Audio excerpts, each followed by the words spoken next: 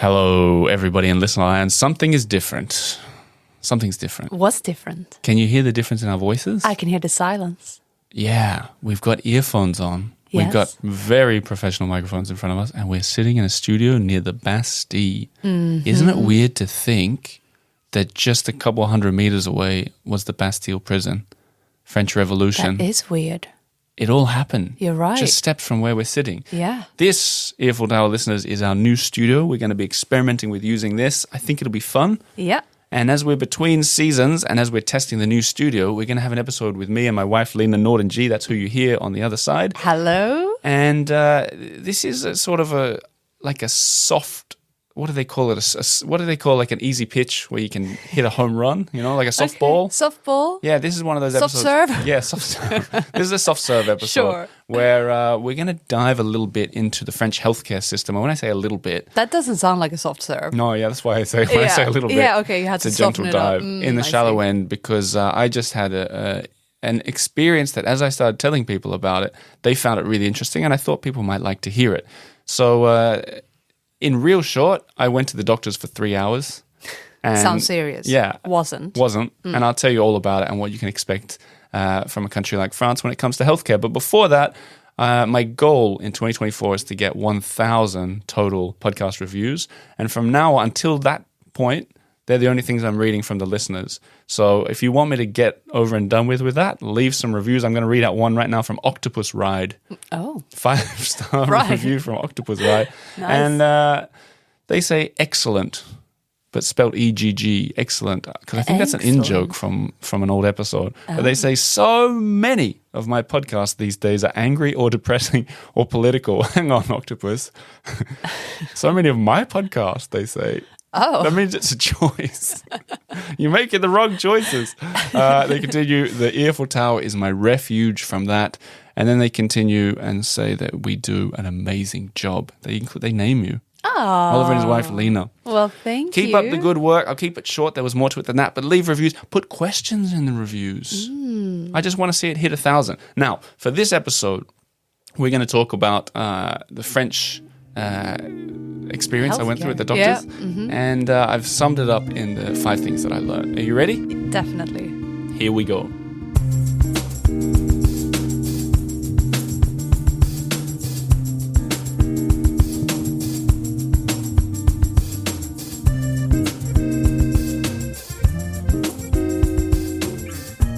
So, let me tell a story to all you listeners, and Lena's here to sort of guide me through it and hear a lot of it for the first time. I'm just here for the laughter. For the laughter, yeah. So, that's what you got me for. Well, also for your experiences. I mean, you've done more doctor visits than I have, given we have a 2.5-year-old son that you brought into the world. I did, So you can certainly chip in on this. But the context is, I got a letter from the French government.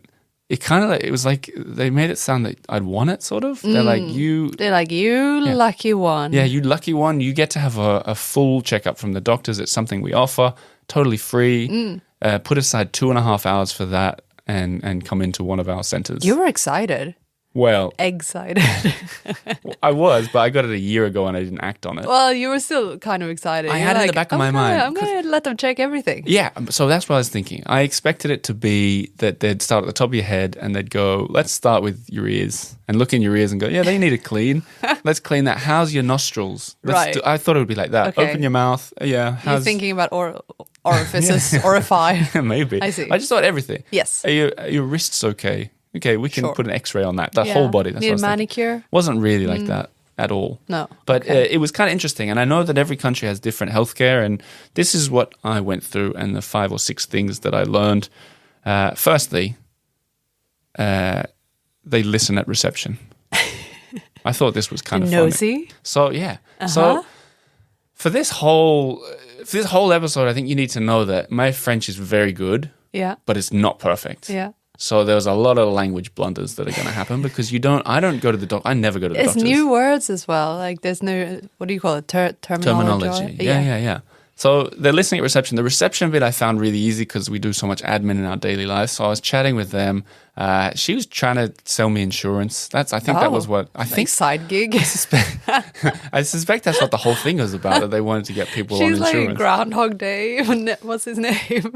Ned Ryerson. Yeah. Ned Ryerson. Yeah. So I'm sitting in this first booth. You go in, you sit in this first booth, and they ask you just really basic questions. What's your birthday? Do you have insurance? This kind of thing. And I didn't know what to expect. I didn't know how many doctors I'd been seeing. I didn't know if she was the doctor. And before you go in, you have to fill out this questionnaire. And in the questionnaire is things like, how are your teeth? Right. How is your heart? How do you feel? Like, do you smoke? And when you fill in the questionnaire online, they ask you to provide a password that you'll have to use to access these results later. So I'm in this room, and it's a private cubicle, except the receptionist could probably walk amongst themselves, I think. And she's asked me these questions. We're chatting. I figure it's private. And then she says, now I need to access your questionnaire. What's the password? Yeah. And I said, 1, 2, 3, 4. I said, 1, 2, 3, 4. And I said it quite loud. And then I said... Is this the real password? Because now you're sharing it with everyone. Well, okay, you'll find out I don't smoke. Great. So I say, 1, 2, 3, 4. And then I, sort of as a joke, I go, oops, 1, 2, 3, 4. You know, as if like I shouldn't have said that so loud. Right. And the woman goes, don't worry, no one's listening. And then a voice, she goes, don't worry, Berenice next door is not listening. And then I hear, I heard that. And it's Berenice from next door. Heard the password, right? No, she didn't. Then another voice from further down goes, I heard it too. No, stop it was Denise, 3 doors down. So that bit wasn't very private. I thought that was kind of unexpected. Yeah. So anyway, so they take your... I asked her as well, by the way. I go, how come I got this invitation and my wife didn't? She says it's like a lottery. It's totally lucky. And I said to her, because I got a second invite a year later. So I had 2 invitations to this thing. I said, why didn't my wife get one? I got one. Totally random. She says, maybe you're at the start of the alphabet or something. I don't know. So it's just a total luck of the draw thing. All right. And then... well, that's a system, I guess. Right? Weird. Some sort. So then she goes, go to the second floor. And this is where the thing I learned next is it goes very quickly. Remember, they've got maybe 500 people coming through. They don't have time to mess around. You can't. My usual trick with understanding French is slow it down. Yeah. Ask questions. Have a little laugh. Whoa, it wasn't like that at all. And, even those things where you go, I said it on the show before, je parle français comme une vache australienne. Yeah. I speak French like an Australian cow. They laugh and you take it slow. There's none of that here. They got to get straight They're through like, it. no. And the other trick with language, and I know we both do this, like when you're in it doesn't matter situation. If someone says something, you just agree with it sometimes. Do you know that one? Yeah, definitely. Like they go, and you go, yep. And they'd ask you if you want a bag or something. And then they just put things in the bag. It's and okay. something happens and it's okay. It's usually. rarely should we launch the missile. Yeah. And you go, yeah. That never happens, does it? It's basic stuff. Not today, right? Because this first woman that I met, she's got a needle out and she's got, they've got like little cups that I think you're meant to pee in and stuff like this. All these things around medical the room. supplies. And she's asking me these really quick questions. Yeah. And it starts with, what's your birthday? And the year that I was born is a big number. So I've already thrown, And then she goes, so this is what it would have been like. So I'm going to take some blood from you right now. It's a standard procedure and I just need to know if you're afraid of needles. And I go, yeah. Like that. Yep. I go, yep. Yep. And she goes, you're afraid of needles? And I go, hang on, what did you say there? You're afraid of needles. I was like, oh, actually, yeah, a little bit. She goes, well, don't pass out. Look away if you have to. I'm about to take your blood. It's this quick, right? Yeah. So it's all happening so quick. She takes the blood. I look away just in case. Didn't want to, risk anything. Pass out in the first part of it. And then she goes, good. And she gives me biscuits, like a juicy thing that the kids get. Yeah. And a QR code. Okay. And she says something, this is what it sounded like to me. Here's a biscuits, use QR code and the apple pomade. That's what I heard. Right. 5th floor. So I was like, I walked out with all these things in shock and just went to the 5th floor. And I didn't even know it's if I like was... a riddle. Yeah, like an apple, you have a biscuit, and a QR code. And I didn't know, and I knew that she said QR code door or something. Okay. So I was like, and I was like, no one's going to get angry at me here. I'll just go up to the 5th floor and show everything. I didn't know It's if a I could. biscuit. What can happen? Yeah, but I didn't know if I could eat it or if she was like, wait half an hour before you eat it. It all just happened so quick. So, turns out I get to the next floor and they knew I was coming. You know, I just stood there with my QR code. I go to give her the QR code. And she goes, no, the QR code's for a free coffee. I was like, what? And there's a coffee machine. You go and scan it. And I was like, can I have my biscuit as well? And she's like, yeah, have your biscuit. You're going to be waiting. A lot of waiting. Oliver just turned like 5 years old again. It felt like it. You know, one of those little things that Otis would drink. And then it really began. So then it's going into all the rooms and getting prodded and zapped and all sorts and measured and everything like that. And this is where the third thing I learned was that they use QR codes for coffee. I thought that was pretty cool. That's cool. That was kind of advanced. They could have just had a free coffee machine, I guess. But anyway, the fourth thing I learned, and this is a sort of long-running joke with anyone who's been to a doctor in France, is the getting the clothes off correctly. You already know where I'm going with this? Oh, this is dangerous territory. I heard a lot of stories from a lot of friends about this. Yeah. I've been through it myself too. But especially when you're in... Have I. Yeah? Yeah.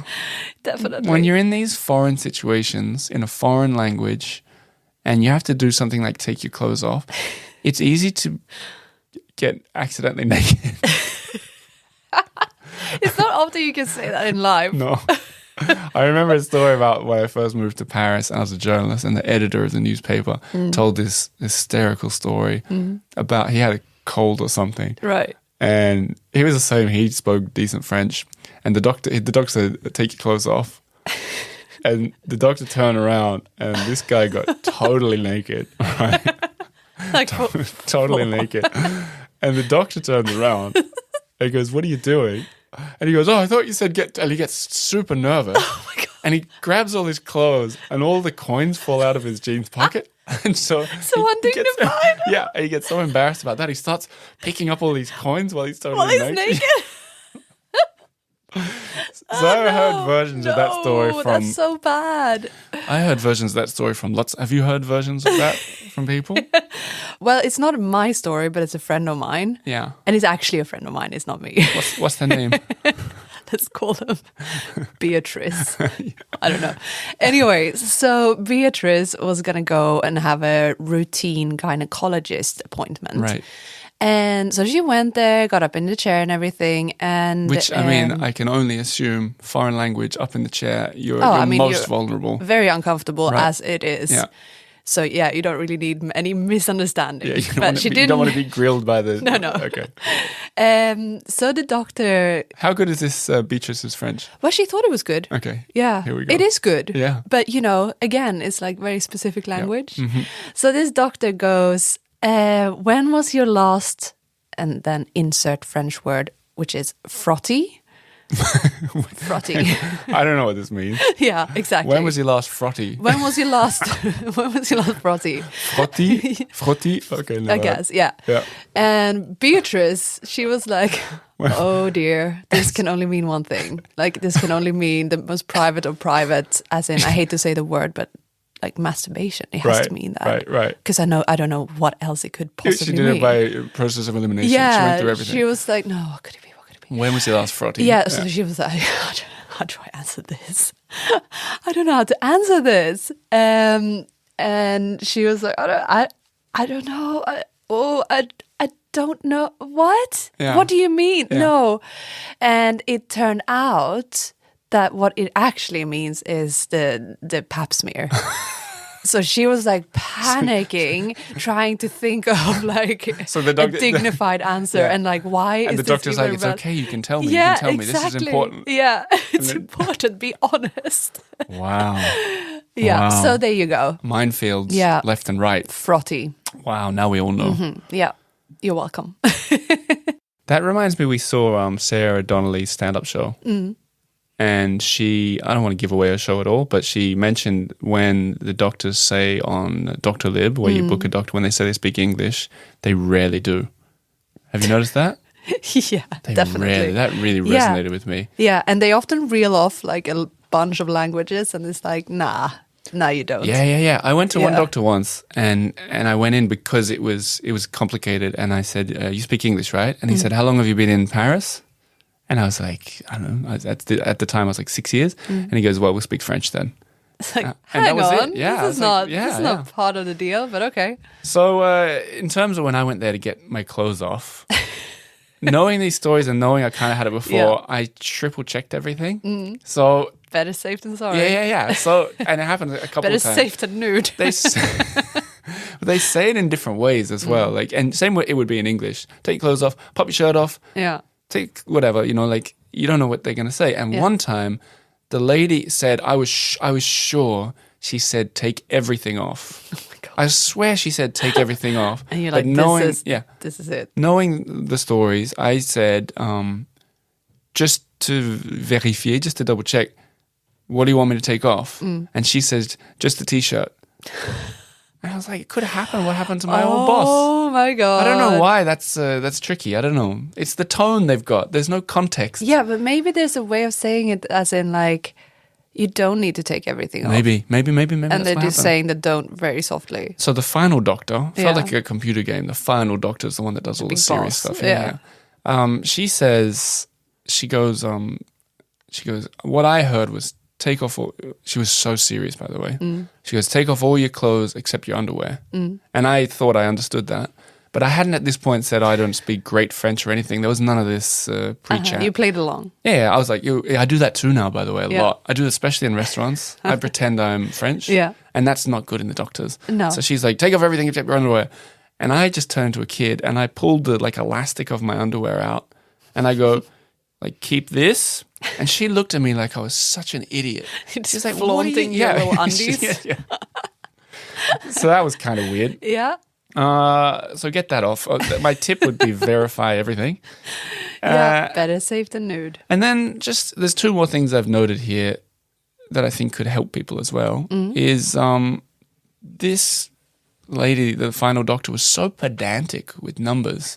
And you got to remember, so at this point I'd been there for 3 hours, maybe 3.5 hours I'd been there. And I was pretty sick of it, pretty bored of the whole thing, as it's a great long as it time. is to get a free checkup. But I went in there and she goes, what do you do for exercise? And I said, I go, well, I play basketball once a week for 90 minutes. And not a hard number there, 90, when you're a bit panicked and wearing your underwear. And she says to me, she goes, is it difficult? Yeah. And I was like, what do you mean? And she says 1 to 5. If 1 is really easy and 5 is really difficult, how difficult is it? And I'm thinking, when I play basketball, I play hard and I sweat and it's difficult. Yeah. So I said 5. It's You make it difficult. Yeah, I purposely Yeah. make it difficult. So I was like, yeah, I make it difficult. I was like, 5. And she goes, 5? She goes, you 5 every week? And I was like, yeah. What do you mean? Yeah. And she goes, well, 1 is easy. And I'm like, what? I was like, I said, put 1. And she goes, 1? It's easy. You want me to put 1? Equally perplexed. Yeah. And I go, just put 3. Yeah. Put 3. I was like, well, what is the 2.5. Yeah, what's the point of the whole thing? Yeah. So I think with maybe it's the same everywhere with these kind of things. I don't go to the doctors very often, but it was. I think they had enough of me just as much as I had enough of them. The other thing I want to point out, point 6 bonus point, is it kind of ties into the nakedness and the privacy thing. But I feel like maybe people from around the world will find this curious. When I was in the final room, the final where I was most naked, it was in a Parisian building. Like the whole building was for the medical checkups and everything. And I was on the 5th floor and the whole wall was windows looking across to a very typical Haussmannian building with zinc Beautiful rooftops. zinc roof. Oh my gosh, Yeah. how I appreciate them now. But it was residential. And everyone could see in. When Yeah. I was laying there, Right. I was looking out the window. I could see people in their apartments. Eye And that's- contact? No eye, okay, no eye that's contact. good. But that's happened to me before, being to the doctors in compromising positions. And there's just these big open windows and you can see people out there. I find that weird. Well, that's big city life. What do you think about as a Swede? Swedes are famously quite open. Do you think that's weird? Yeah, I mean, yeah, I do think it's weird because maybe Swedes are open. There's nothing I ever really thought about or considered myself as like particularly open. But yeah, I think maybe in Sweden it's more like it is more private. And You feel like you could at least have those, I don't know what they're called, but the translucent windows. You know? like a frosted glass. Yeah, is it just so that the doctor has a view? Is that Maybe. the whole point? I don't know. Maybe they perform better. Yeah, maybe. Maybe they need an audience. Maybe, yeah. That's how it used to be in the old days with those... The operating theater. Yeah. Yeah, maybe that's it. Anyhow, I think it's cool in summary. These are some of the observations that I had. And I think it's nice, especially after a couple of seasons where I've been doing a bit more, I don't know, interviewing people and places just to talk about life in Paris. I want to round it up by saying that the whole thing was free. And that is pretty awesome. Even if it's just, even if they never looked inside my ears or inside my mouth. Yeah. You know, like they took it all. They made sure that I was in good shape. And that's pretty amazing, I think. Yeah. It's the carte vitale. That's why you pay. I feel like healthcare is very easily accessible here. Oh, yeah. And it's great. And I think a lot of people who travel here from abroad can access cheap healthcare here too. Yeah. And they often find it really surprising, especially I think Americans, where I think it can be very expensive. You can come here and hurt yourself, and a doctor can come to your house, and it costs almost nothing. Yeah. So it's pretty amazing to get that whole experience for free, even if a whole bunch of it, I didn't know what the heck was going on. But anyway, I just wanted to, I don't know, I thought it'd be fun to share a few things that I learned to take Definitely. everybody inside what a typical life in Paris can include.